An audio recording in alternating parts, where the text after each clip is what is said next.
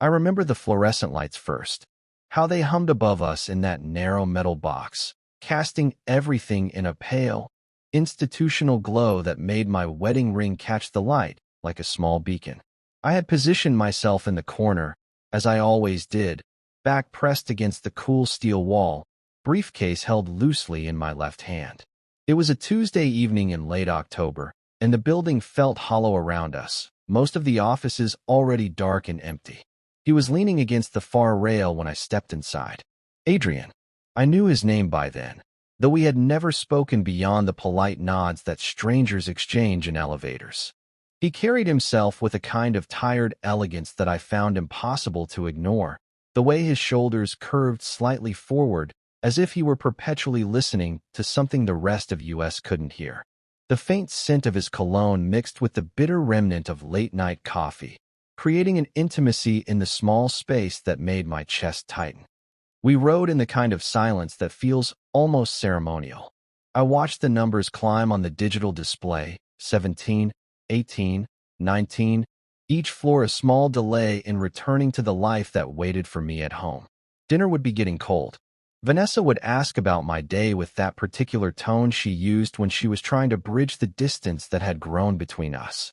The children would already be in their pajamas, their faces flushed from bath time, demanding stories I would read with half my attention.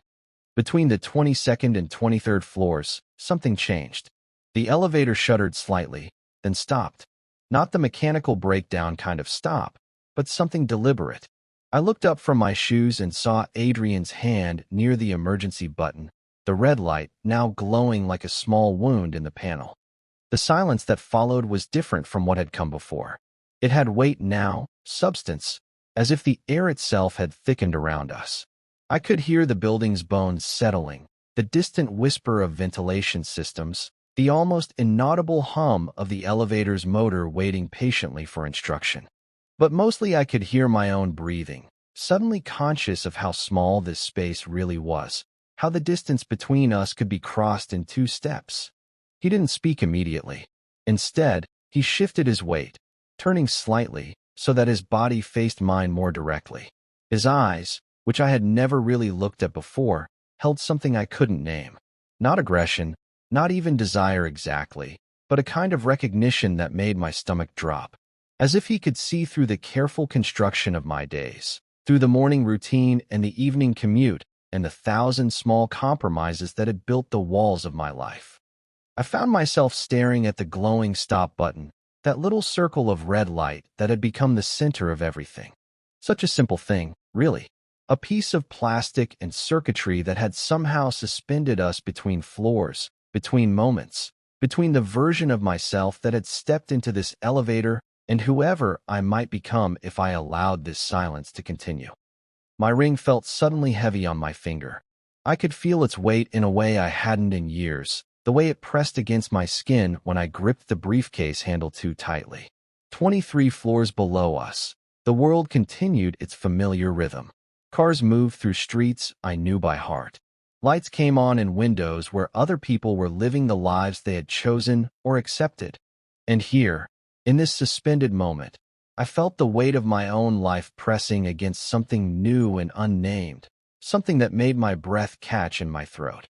The question hung in the air between us, unspoken but undeniable. Not what would happen next, because nothing had to happen at all. He could press the button again, the elevator could resume its climb, and we could return to being strangers who shared nothing more than a brief ride between floors. The question was simpler and infinitely more complicated than that. The question was what I would allow myself to feel in this moment when all the usual rules seemed suspended, when the careful distance I had maintained from my own heart suddenly felt as fragile as breath on glass. That night, I drove home through streets I could navigate with my eyes closed, past the same corner market where the neon sign flickered between beer and ear, past the elementary school where my daughter Emma would start kindergarten in the fall. The subdivision appeared exactly as I had left it that morning, a careful arrangement of colonial houses and matching mailboxes, each lawn maintained with the kind of precision that suggested lives lived according to schedule. Our house sat at the end of Maple Grove Court, distinguished from its neighbors only by the slightly different shade of beige siding and the wooden swing set in the backyard that I had assembled the previous spring, following instructions that came in 12 languages but somehow made sense in none of them. Vanessa had chosen this house 3 years ago, walking through the empty rooms and speaking about the children we would have, the life we would build, the way the morning light would fall across the kitchen table where we would drink our coffee and plan our days. I pulled into the driveway and sat for a moment in the darkness, engine ticking as it cooled, watching the warm yellow rectangles of our windows. Through the kitchen window, I could see Vanessa moving between the stove and counter, her dark hair pulled back in the practical ponytail she wore for cooking. The television glowed blue in the living room where our son Marcus, barely 3, had probably fallen asleep on the couch despite her attempts to get him to bed on time. The routine of homecoming had worn smooth grooves in my consciousness. Keys in the bowl by the door, briefcase in the hall closet, jacket hung on the same hook I had used every evening for 3 years. Kiss for Vanessa that landed somewhere near her cheek as she turned from stirring something on the stove. "How was your day?" she would ask, and I would answer fine, the same way I had answered for months, maybe years. But that night felt different somehow, as if the elevator had shifted something fundamental in the architecture of my ordinary days. I found myself noticing details that had become invisible through repetition. The wedding photo on the mantel, both of us younger and impossibly confident, her dress spreading around us like something from a fairy tale. My tie hanging on the bedroom doorknob, still knotted from that morning, waiting to be tightened again around my throat tomorrow. The constant buzz of my phone with notifications from the daycare, reminders about parent-teacher conferences, grocery lists shared between us like small negotiations. The mornings began before dawn with the coffee maker's electronic beeping, a sound that had trained me to consciousness like one of Pavlov's dogs. I would stand at the kitchen counter in my boxers and undershirt, watching the dark liquid drip into the glass carafe while Vanessa moved around me in her efficient morning dance. She had it choreographed perfectly, the way she could pack lunch boxes and braid Emma's hair and find Marcus's missing sock, all while keeping one eye on the kitchen timer that would tell us when the toast was ready. The smell of breakfast was always the same. Toast with butter that Emma would scrape off because she had decided she didn't like it anymore. The artificial strawberry of Marcus's toddler yogurt. The slightly burned edge of Vanessa's coffee, which she preferred darker than mine, stronger than I could tolerate before 8 in the morning. These scents had once felt like home, like the beginning of something we were building together. Now they felt like evidence, like proof of a life I was living rather than a life I had chosen. At the office, I had carved out a similar routine. The same parking spot if I arrived early enough, the same elevator bank, the same polite nods to colleagues whose names I had learned and forgotten and learned again. My desk faced the window, which Vanessa said was lucky, though I rarely looked up from the papers that accumulated there like small snowdrifts. Insurance claims, policy reviews, forms that required my signature in multiple places.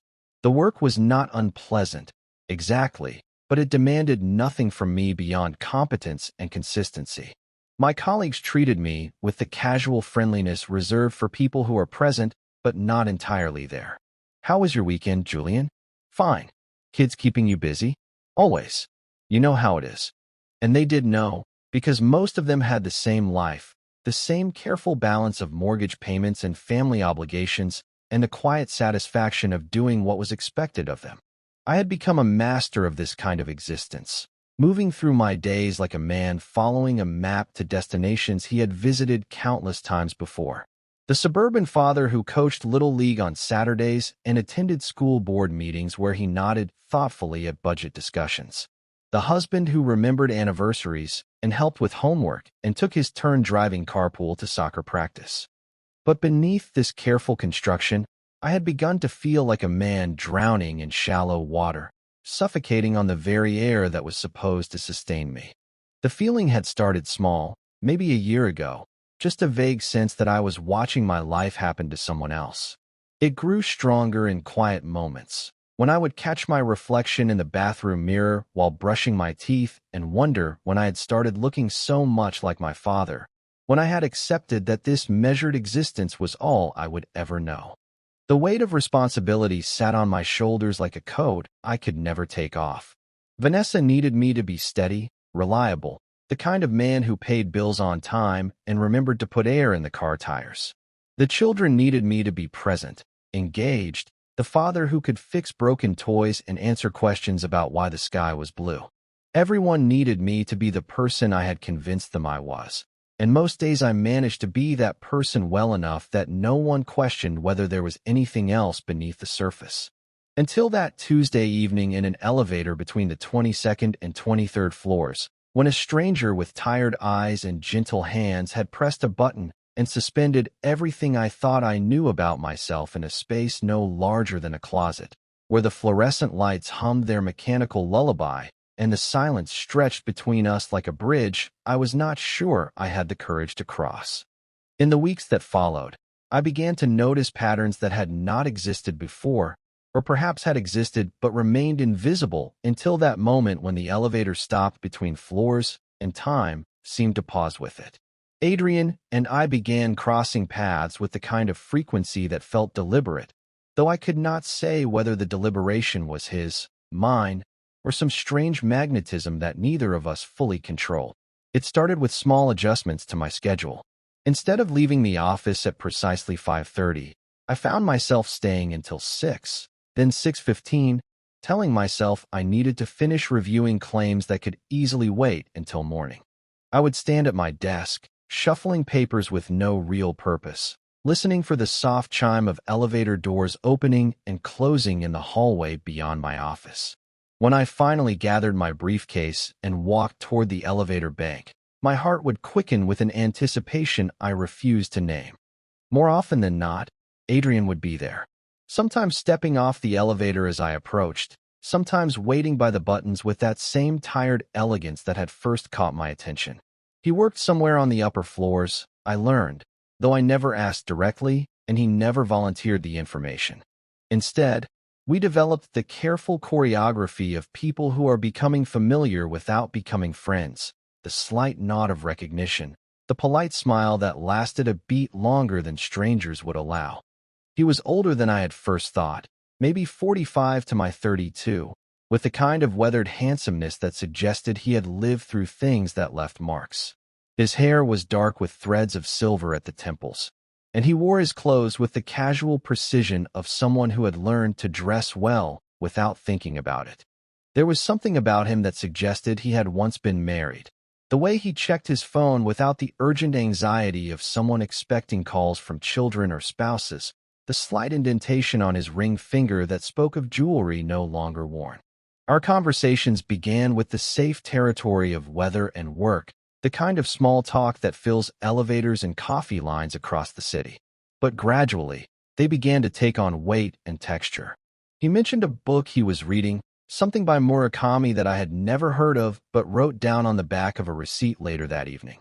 I told him about the classical music station I had discovered during my commute, how it made the drive feel less like a chore and more like a meditation.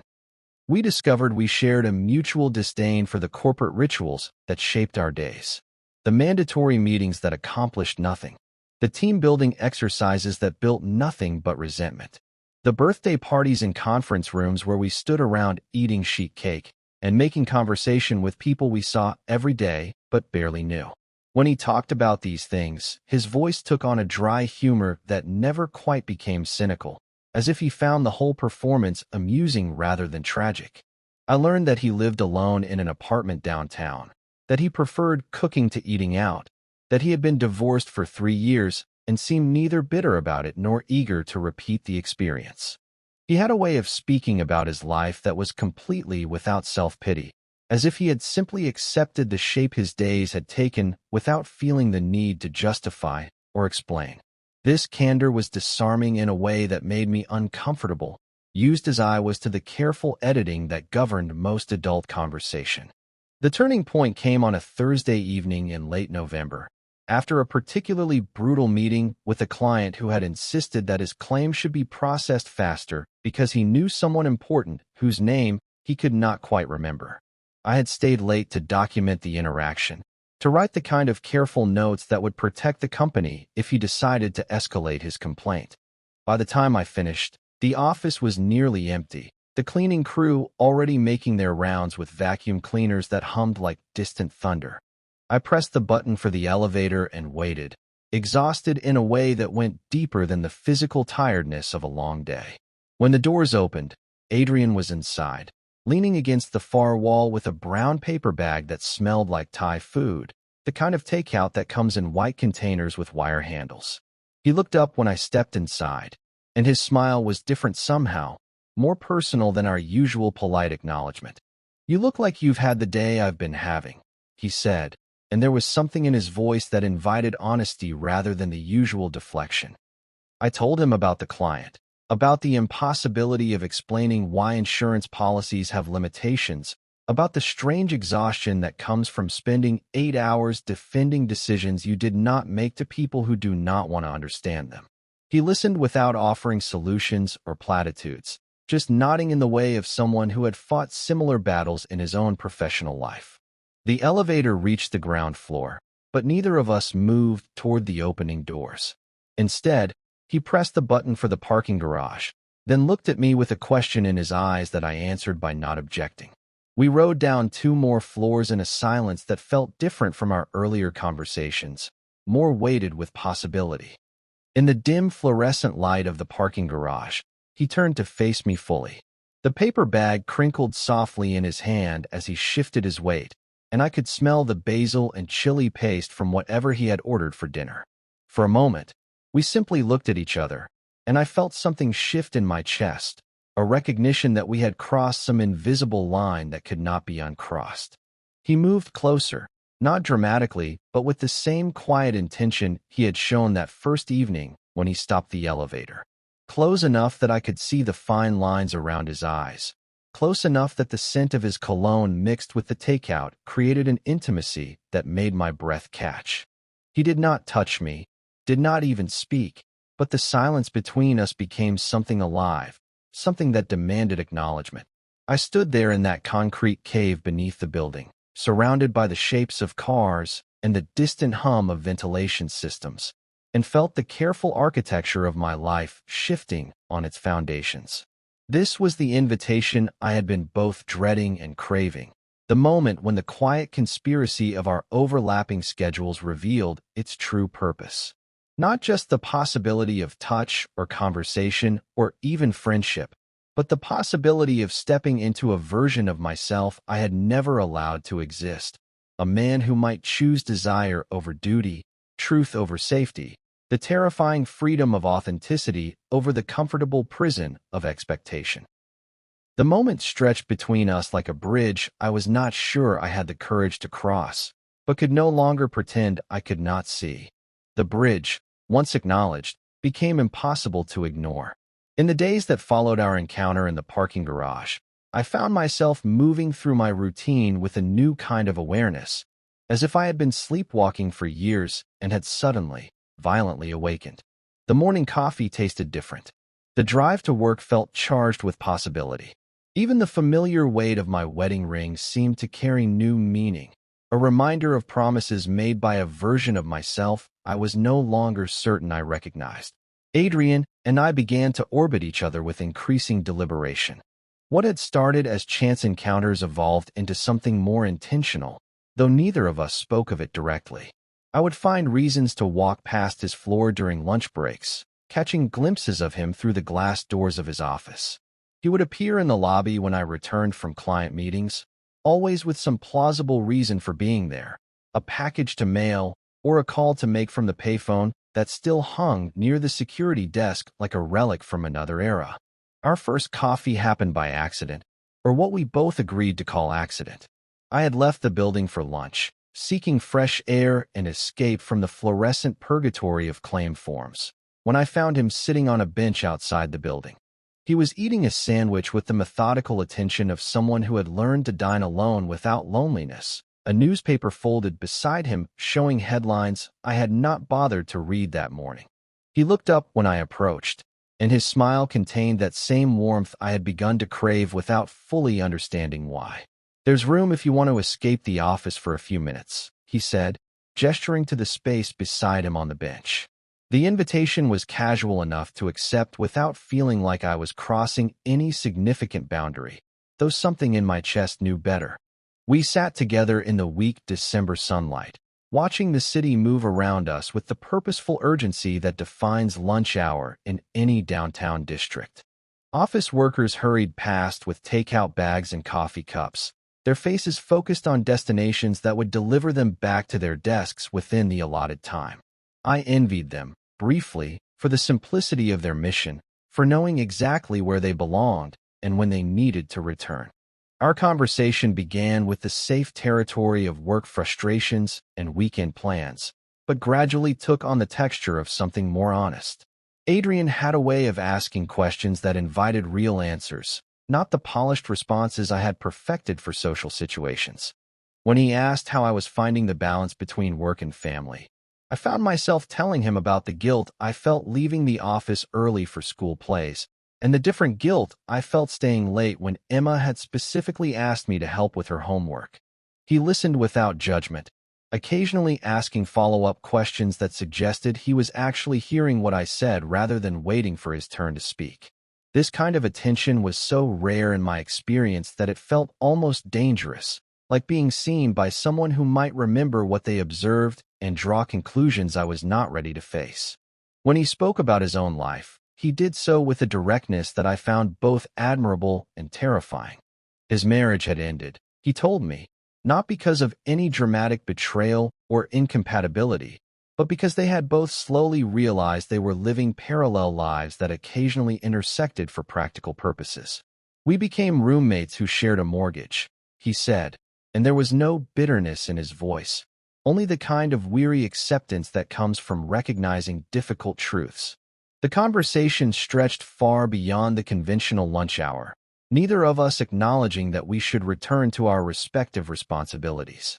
Instead, we moved from the bench to a coffee shop across the street, then to another when the first grew too crowded for the kind of talk that requires quiet. By the time I looked at my watch, it was nearly 8 in the evening, and my phone showed 3 missed calls from Vanessa and a text message asking if I was all right. I should go, I said, though my body felt rooted to the chair across from him. He nodded with understanding that contained no resentment, as if he had been expecting this moment of return to reality. But as I stood to leave, he reached across the table and touched my hand briefly, just fingers against fingers, a contact so light it might have been accidental if not for the way his eyes held mine. "Drive safely," he said, and those 2 words contained more genuine concern than I had heard directed toward me in months. That night, I lay beside Vanessa in the bed we had shared for 5 years, listening to her breathing settle into the rhythm of sleep while my mind replayed every moment of the afternoon and evening. The way Adrian's hand had lingered on the back of his chair when he leaned forward to make a point. The warmth that entered his voice when he talked about the small garden he was cultivating on his apartment balcony. The way he had looked at me when I mentioned feeling trapped in routines I could no longer remember choosing. The guilt came in waves, though I could not identify exactly what I was feeling guilty about. We had not touched beyond that brief contact of fingers. We had not spoken about anything that could not have been overheard in any public space. Yet I felt like I was betraying something, some agreement I had made with my life that I would continue playing the role I had accepted without questioning whether it still fit. But alongside the guilt came something I had almost forgotten how to recognize, the feeling of being fully present in my own existence. For those hours with Adrian, I had not been Julian the husband, or Julian the father, or Julian the insurance professional. I had simply been Julian, a man with thoughts and feelings and opinions that mattered to someone who seemed genuinely interested in knowing them. Our encounters became more frequent after that, though we maintained the pretense that they were casual, unplanned. Coffee before work became a weekly occurrence, then twice weekly, then something I looked forward to with an intensity that alarmed me. We would sit in the same corner booth at a cafe 3 blocks from our building, talking about books and music and the small observations that most people keep to themselves. Adrian introduced me to authors I had never read, musicians whose names I had never heard, ways of thinking about art and life that challenged assumptions I had not realized I was carrying. When he recommended a novel about a man questioning the choices that had shaped his middle age, I bought it that same day and read it in secret during my lunch breaks, feeling like I was consuming contraband. He had a way of seeing through the careful presentations I had perfected for public consumption, asking questions that reached past the surface of things. When I mentioned enjoying the classical music during my commute, he asked which pieces moved me most, and when I admitted I did not know the names of most of what I heard, he wrote down a list of composers and specific performances, his handwriting neat and purposeful across a napkin that I folded carefully and kept in my wallet. The physical awareness came slowly, like a tide that advances so gradually you do not notice until the water is at your ankles. I began to notice the way his fingers moved when he gestured while speaking, the way his shoulders shifted when he laughed at something I had said, the precise shade of green in his eyes when the afternoon light hit them at the right angle. These observations felt both innocent and illicit, the kind of attention I had trained myself not to pay to anyone other than Vanessa. But it was more than physical attraction, though I was beginning to acknowledge that element existed. It was the way he made me feel like a person worth knowing, worth listening to, worth the careful attention he brought to our conversations. In his presence, I felt like I was remembering a version of myself I had set aside so gradually I had not noticed its disappearance. A man who had opinions about literature and politics and the small beauties that most people overlook in their hurry to get somewhere else. The nights became the most difficult part. I would return home to dinner reheated in the microwave, to children who had already finished their homework and moved on to television shows I did not recognize, to a wife who asked about my day with the kind of polite interest reserved for distant relatives. The contrast between the aliveness I felt during those hours with Adrian and the sleepwalking quality of my domestic life became impossible to ignore. I would lie in bed analyzing every word of our conversations, replaying the moments when our eyes met across the coffee shop table, remembering the sound of his laugh when I said something that surprised him. The guilt would settle over me like a weight, but underneath it was something else, something that felt dangerously like relief. For the first time in years, I was fully awake, fully present, fully alive to the possibility that my life could contain experiences I had never imagined choosing. The rain began as we sat in our usual coffee shop on a Thursday evening in early February, fat drops sliding down the windows in erratic patterns that distorted the streetlights outside. What had started as our regular after-work conversation had stretched longer than usual, the cafe gradually emptying around us until we were among the few remaining customers, our voices growing softer as the space became more intimate. Adrian was telling me about a documentary he had watched the night before, something about musicians who had given up conventional careers to follow their passion for obscure instruments. When the gentle patter against the windows became a steady drumming that suggested we would be wise to wait before venturing outside. The barista behind the counter began the ritual of closing, wiping down surfaces and stacking chairs with the efficient movements of someone eager to finish their shift. "I suppose we should make a run for it," I said, though neither of us moved toward our coats. The prospect of ending the evening felt wrong somehow, like leaving a conversation unfinished or a book half-read. Adrian glanced toward the windows where the rain was now coming down in sheets that would soak anyone foolish enough to brave them without proper preparation. "My apartment is just 3 blocks away," he said, his voice carefully neutral. "You could wait there until it calms down, if you want." The invitation hung between us like a question I was not sure I knew how to answer. The practical part of my mind noted that it made sense, that getting soaked would be uncomfortable and unnecessary. But another part of me, a part that had been growing stronger during these weeks of coffee and conversation, recognized this as a threshold moment, a decision that would mean something regardless of what I told myself about the weather. I nodded, perhaps too quickly, and we gathered our things with the hurried efficiency of people fleeing a natural disaster rather than seeking shelter from a February rainstorm. His building was older than mine, with the kind of character that comes from decades of tenants who actually live there rather than simply occupying space. The lobby smelled faintly of cooking spices and old wood. and the elevator was the kind with brass fixtures that required actual effort to operate. His apartment was on the 7th floor, and as we rose through the building, I became acutely aware that I was about to enter a space that was entirely his, that would contain the details of his private life in ways our public meetings never could.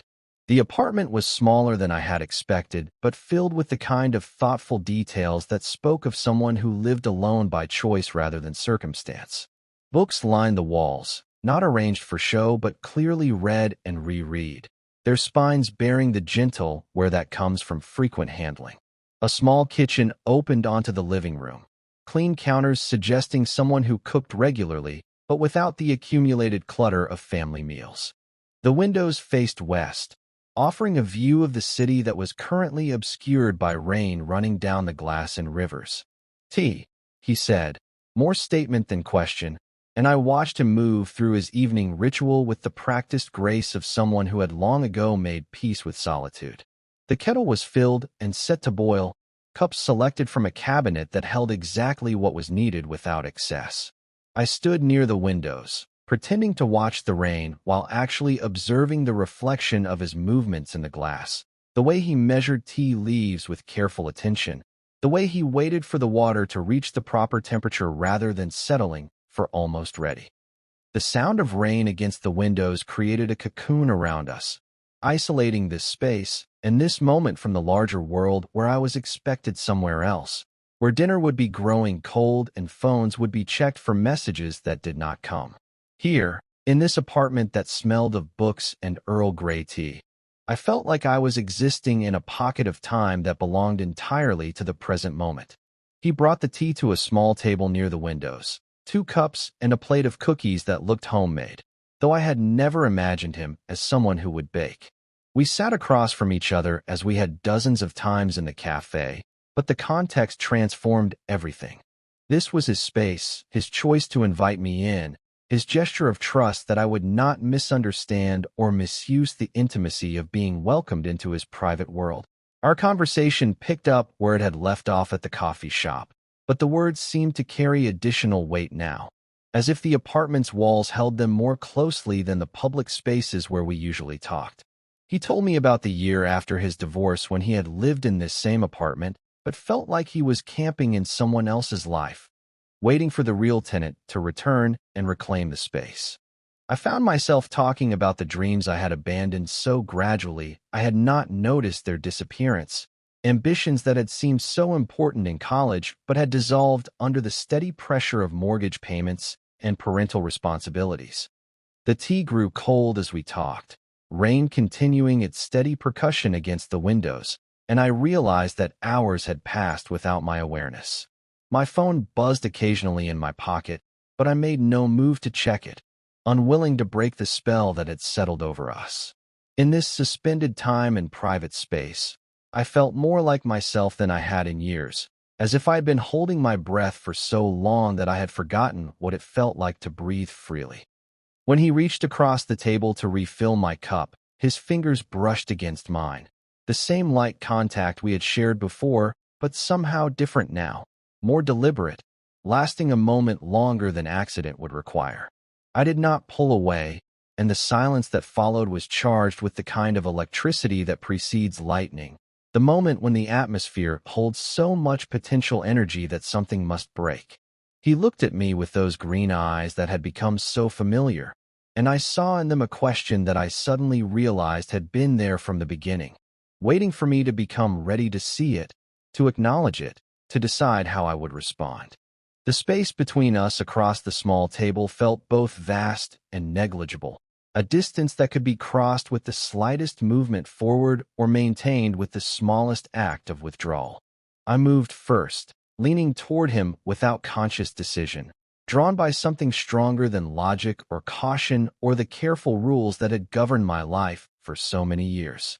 When our lips met, it was with the soft inevitability of something that had been building toward this moment since that first evening in the elevator when he pressed the stop button and suspended us between floors, between the life I had been living and the possibility of something I had never allowed myself to imagine. The kiss was gentle and devastating, I answered a questions I had been afraid to ask and a question that demanded answers I was not sure I possessed. His hand found the back of my neck, fingers warm against skin that felt hypersensitive to every point of contact. I could taste the Earl Grey on his lips, could smell the faint scent of his cologne mixed with something else that was simply him, simply Adrian, the man who had somehow seen through all my careful constructions to something true underneath. When we finally separated, I sat back in my chair with the feeling that everything had changed and nothing had changed, that I was still the same person who had walked into this apartment seeking shelter from the rain, but also someone completely different, someone who now carried the knowledge of what it felt like to be kissed by a man whose attention had awakened parts of myself I had spent years learning to ignore. We did not speak immediately. Instead, we sat in the charged silence while the rain continued against the windows and the city lights blurred into abstract patterns through the water streaming down the glass. I could feel my heart beating in my throat, could feel the weight of my wedding ring as if it had suddenly become heavier, more significant, a reminder of promises made by a version of myself who had never imagined this moment was possible. The drive home was a blur of familiar streets made strange by what I now carried with me. I sat in my car outside our house for a long time before going inside, engine off, keys in my lap, watching the warm yellow light spill from our kitchen window. Inside that light, Vanessa would be moving through her evening routine, perhaps wondering why I was later than usual, but not yet worried enough to call again. The children would be in their rooms, homework finished, preparing for bed with the casual assumption that tomorrow would be much like today, that the world they knew would continue unchanged. My lips still held the memory of that kiss, the taste of tea and possibility and a truth I was not sure I was ready to carry. But there was no unknowing what I now knew about myself, no returning to the careful blindness that had allowed me to live for years without acknowledging the hunger I had mistaken for general dissatisfaction with the ordinary limits of adult life. I had crossed a line that could not be uncrossed, discovered something about myself that would not be forgotten, and as I finally gathered the courage to walk toward my front door, I knew that everything that came after would be colored by this revelation, this moment of recognition that changed not just what I wanted, but who I understood myself to be. The weeks that followed the kiss passed like a fever dream, each day a careful performance of normalcy, while something fundamental shifted beneath the surface of my life. I moved through my routines with the precision of an actor who had learned his lines perfectly but could no longer remember what play he was performing. Coffee with Vanessa in the morning, her questions about my day answered with increasingly elaborate fictions. Bedtime stories for the children, my voice steady and familiar while my mind wandered to conversations held in quiet coffee shops and the memory of fingers warm against the back of my neck. Vanessa noticed first in small ways that accumulated like evidence. The way I startled when my phone buzzed, checking messages with an urgency that had never characterized my relationship with technology. The evenings I claimed to be working late, though she could tell from the absence of fatigue that I had been somewhere else, doing something that energized rather than drained me.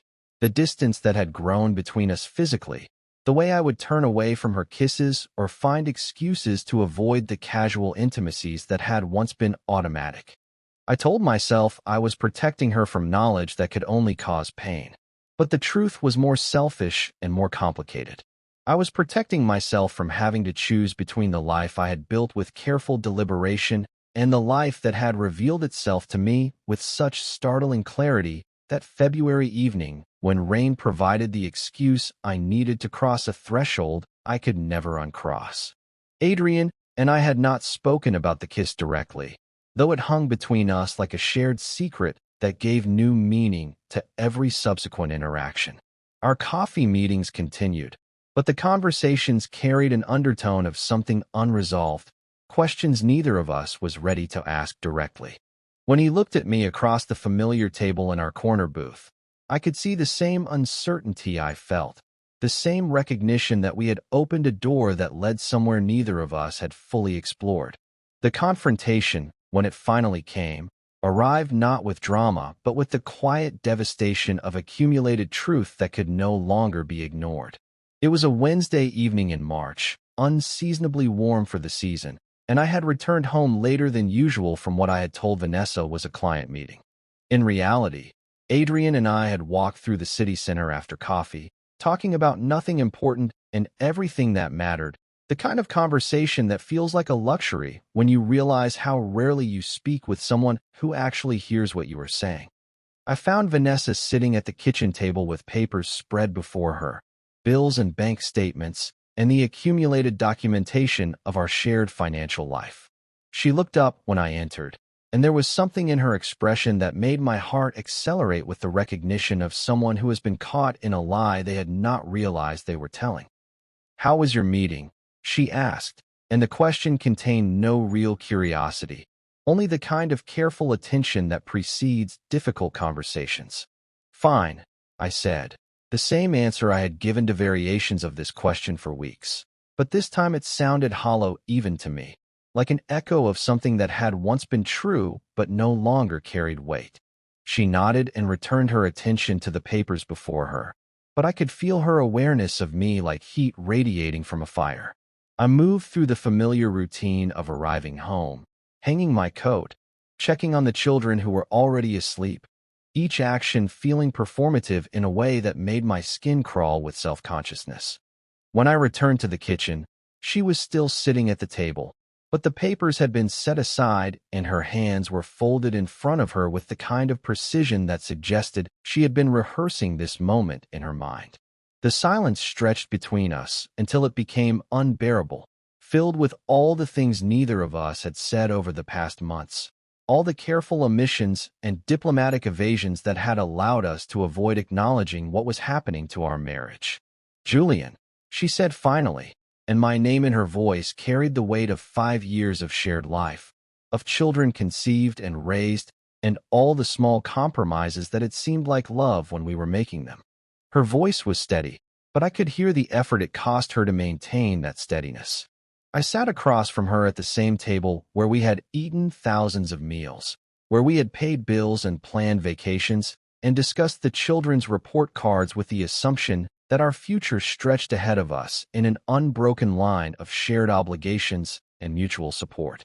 Now the table felt like a courtroom where I was both defendant and witness to my own betrayal of promises I had made with complete sincerity to a woman who deserved better than the half-life I had been offering her. "You've been different," she continued, still in that carefully controlled voice. "Distant. Like you're here, but not really here. The late meetings, the phone calls you take in the other room, the way you look at me, sometimes like you're trying to remember something you've forgotten." Each observation landed with the precision of someone who had been paying attention while I assumed I was being subtle. I wanted to deny her accusations, to construct explanations that would restore the comfortable fiction we had been living, but the words would not come.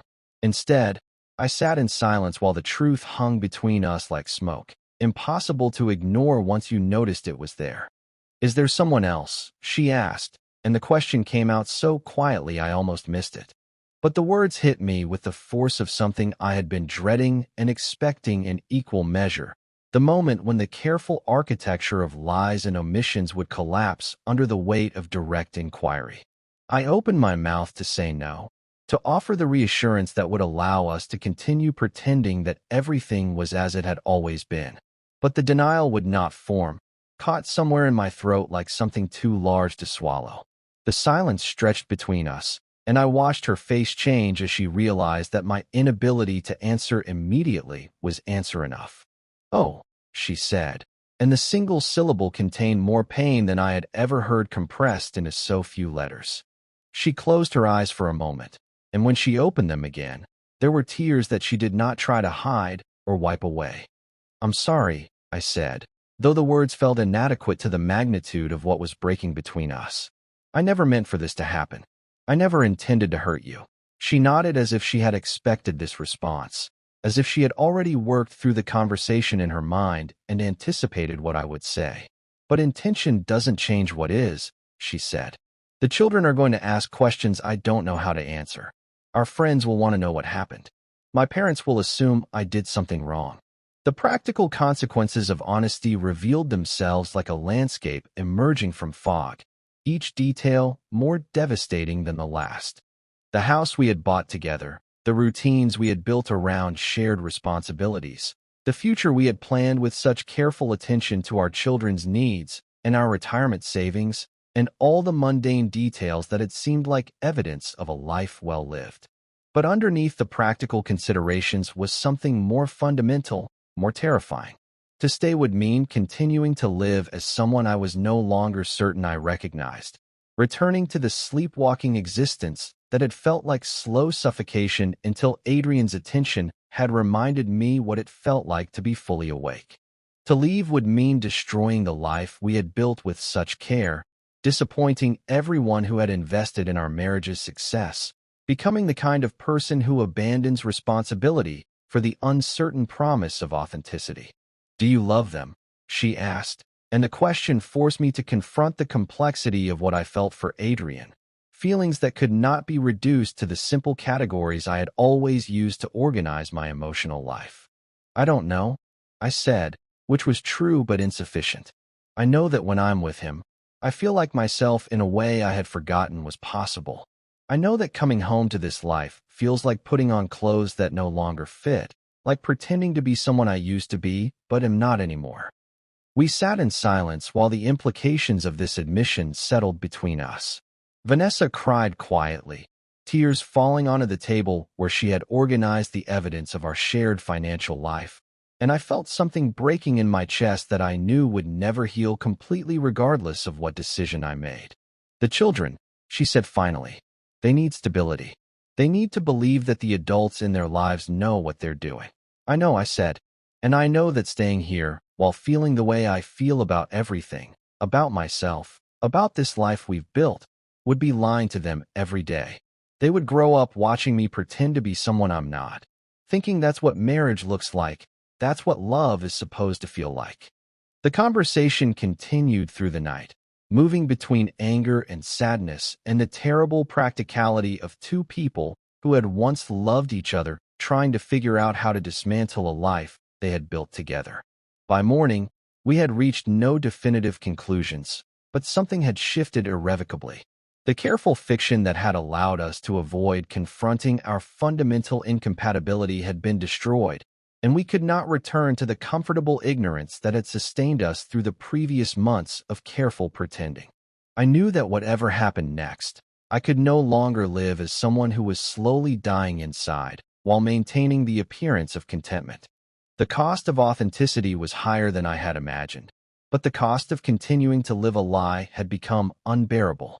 The decision, when it finally crystallized, came not with fanfare, but with the quiet inevitability of something that had been building toward this moment since that first evening when Adrian pressed the emergency stop and suspended us between floors. It took 3 more weeks of sleeping in the guest room, of conversations that circled around the truth without ever landing on solutions, of watching Vanessa move through our house like a woman inhabiting the ruins of something she had once believed in completely. The morning I packed my suitcase, she sat at the kitchen table with her coffee growing cold, her face carrying the kind of exhaustion that comes not from lack of sleep, but from the emotional labor of accepting what cannot be changed. We had talked through all the practical arrangements the night before. The house would remain hers and the children's. I would find an apartment nearby, something small that would allow me to maintain my role in Emma and Marcus's lives even as I abdicated my position as the husband she had married with such hope and careful planning. I took only what felt essential. Clothes for a week, though I knew I would need more eventually. The books I had accumulated during my conversations with Adrian, volumes that had become talismans of the person I was discovering myself to be. A few photographs from before the children were born, images of a younger version of myself who had once seemed capable of any future, but had somehow chosen the path of least resistance until he found himself suffocating on the very air that was supposed to sustain him. The children were still asleep when I carried the single suitcase to my car, their rooms holding the peaceful silence of people who trusted that the world would remain stable while they dreamed. I had said goodbye to them the night before without explaining that it was goodbye, telling them I would be traveling for work but would see them soon. The lie felt like a mercy, buying time for Vanessa and me to find the words that would help them understand why their father had chosen to leave the only home they had ever known. I did not take a final walk through the house or linger over the accumulated artifacts of our shared life. The wedding photos on the mantel, the children's artwork magnet to the refrigerator, the carefully chosen furniture that had once represented our taste and aspirations but now felt like evidence of a life I had never fully chosen to live. Instead, I simply closed the front door behind me and walked to my car with the measured steps of someone who had finally accepted the necessity of an impossible decision. The drive to my temporary hotel felt like traveling through a familiar country that had been quietly invaded while no one was paying attention. The same streets, the same landmarks, the same morning commuters heading to jobs that defined their days and shaped their sense of purpose. But I was no longer one of them, no longer part of the stream of people who knew exactly where they belonged and why they were going there. That evening, I found myself in the elevator of my old office building, having returned to collect personal items from my desk and to submit the resignation letter I had written in careful language that revealed nothing about the real reasons for my departure.